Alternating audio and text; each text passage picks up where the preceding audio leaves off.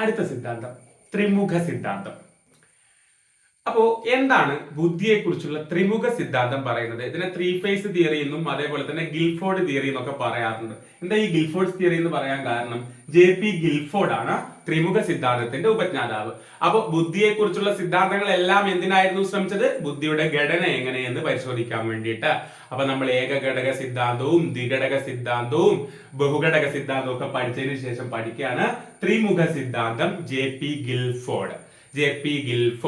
Guilford's theory എന്നും പറയാറുണ്ട്. ത്രിമുഖ സിദ്ധാന്തം ഒരു ബുദ്ധി സിദ്ധാന്തമാണ്. അപ്പോ ഫാക്ടർ അനാലിസിസ്, ഘടകാപഗ്രഥനം എന്ന സ്റ്റാറ്റിസ്റ്റിക്കൽ സങ്കേതം വഴി ബുദ്ധി മാതൃക വികസിപ്പിച്ചെടുത്ത വ്യക്തിയാണ് ഗിൽഫോർഡ്. അപ്പോ ഗിൽഫോർഡ് ആണ് ത്രിമുഖ സിദ്ധാന്തത്തിന്റെ ഉപജ്ഞാതാവ്. അദ്ദേഹം എന്താ ചെയ്തത്? സ്റ്റാറ്റിസ്റ്റിക്കൽ മെത്തേഡ് വഴിയാണ് ബുദ്ധിയുടെ മോഡൽ, ബുദ്ധി മാതൃക വികസിപ്പിച്ചെടുത്തത്. എന്താ അദ്ദേഹം യൂസ് ചെയ്ത മെത്തേഡ്? ഘടകാപഗ്രഥനം, factor analysis. വിവിധ ബുദ്ധി പരീക്ഷാ ഫലങ്ങളെ ഘടക വിശ്ലേഷണം ചെയ്തുകൊണ്ടാണ് ഈ ഘടകങ്ങളുടെ സാധ്യത മുന്നോട്ട് വെച്ചത്. ബുദ്ധി പരീക്ഷാ റിസൾട്ടുകളെ ഘടക വിശ്ലേഷണം ചെയ്തു, അതായത് ഫാക്ടർ അനാലിസിസ് ചെയ്തു. എന്നിട്ടാണ് അദ്ദേഹത്തിന്റെ ഈ ബുദ്ധി സിദ്ധാന്തം ആവിഷ്കരിക്കുന്നത്. ബുദ്ധിപരമായ ഏതൊരു വ്യവഹാരത്തിനും, വ്യവഹാരം അറിയാലോ, നമ്മൾ ചെയ്യുന്ന ഏത് കാര്യവും, ബുദ്ധിപരമായ ഏതൊരു വ്യവഹാരത്തിനും മൂന്ന് മുഖങ്ങൾ അഥവാ മാനങ്ങൾ ഉണ്ടെന്നും അവയെ ത്രിമാന രൂപത്തിൽ ചിത്രീകരിക്കാമെന്നും ത്രിമുഖ സിദ്ധാന്തം പറയുന്നു. അതാണ് ത്രീ ഫേസ്, ത്രിമുഖം.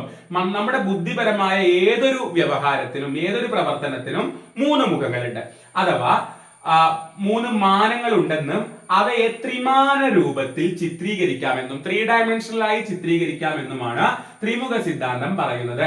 ഈ ത്രിമുഖ സിദ്ധാന്തത്തിൽ പറയുന്ന മൂന്ന് ഘടകങ്ങൾ ഏതൊക്കെയാ? ഉള്ളടക്കം, കോണ്ടന്റ്; ഉൽപ്പന്നം, പ്രോഡക്റ്റ്; മാനസിക പ്രക്രിയകൾ, ഓപ്പറേഷൻസ്.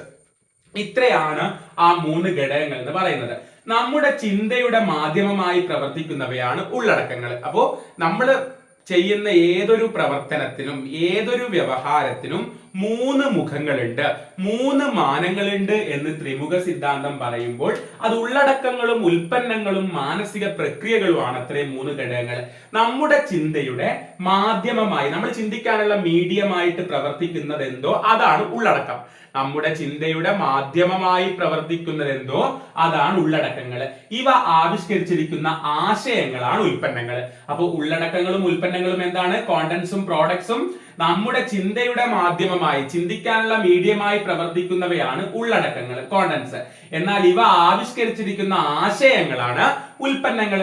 എങ്ങനെ ചിന്തിക്കുന്നു അതിനുള്ള മാധ്യമം എന്തോ ഉള്ളടക്കം, അതിലൂടെ കിട്ടുന്ന ആശയം എന്തോ ഉൽപ്പന്നം, പ്രോഡക്റ്റ്.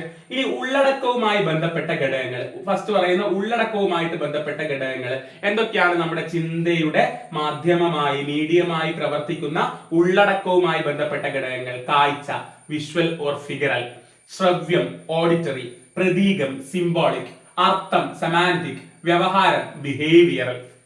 ഇതൊക്കെ എന്തുമായിട്ട് ബന്ധപ്പെട്ടാണ്? നമ്മുടെ ഈ ഉള്ളടക്കവുമായി ബന്ധപ്പെട്ട ഘടകങ്ങളാണ്. എന്നാൽ ഉൽപ്പന്നത്തിലെ ഘടകങ്ങൾ ഏതൊക്കെയാണ്? ഏകകങ്ങൾ, യൂണിറ്റ്സ്; വിഭാഗങ്ങൾ ഓർ വർഗങ്ങൾ, ക്ലാസസ്; ബന്ധങ്ങൾ, റിലേഷൻസ്; സംഹിതകൾ, വ്യവസ്ഥകൾ ഓർ വ്യൂഹങ്ങൾ, സിസ്റ്റംസ്; പരിണിത രൂപങ്ങൾ ഓർ രൂപാന്തരങ്ങൾ, ട്രാൻസ്ഫോർമേഷൻസ്; സൂചനകൾ, ഇംപ്ലിക്കേഷൻസ്. മാനസിക പ്രക്രിയയിലെ ഉപവിഭാഗങ്ങൾ ഏതൊക്കെ? മൂന്നാമത് മാനസിക പ്രക്രിയയാണല്ലോ, അതിലുള്ള ഉപവിഭാഗങ്ങൾ ഏതൊക്കെ? വൈജ്ഞാനികം, കൊഗ്നിഷൻ മാനസിക പ്രക്രിയയാണല്ലോ; ഓർമ്മ, മെമ്മറി; വിവ്രജന ചിന്ത, ഡൈവേർജന്റ് തിങ്കിങ്; സംവ്രജന ചിന്ത, ഏകമുഖ ചിന്ത, കൺവേർജന്റ് തിങ്കിങ്; മൂല്യനിർണയം, ഇവാലുവേഷൻ. അപ്പൊ നമ്മൾ എന്താ ഇപ്പൊ ഈ വീഡിയോയിൽ ചെയ്തിരിക്കുന്നത്? എന്താണ് ഗിൽഫോർഡിന്റെ ത്രിമുഖ സിദ്ധാന്തം എന്ന് പഠിച്ചു ഡീറ്റെയിൽ ആയിട്ട്. ഗിൽഫോർഡിന്റെ ത്രിമുഖ സിദ്ധാന്തം ഒരു ബുദ്ധി സിദ്ധാന്തമാണ്. ബുദ്ധിയുടെ ഘടന എന്താണെന്ന് പഠിക്കാനാണ് ഇത് ശ്രമിക്കുന്നത്. അദ്ദേഹം സ്റ്റാറ്റിസ്റ്റിക്കൽ മെത്തേഡ് ഉപയോഗിച്ചിട്ടാണ് ഇത് രൂപീകരിച്ചിട്ടുള്ളത്.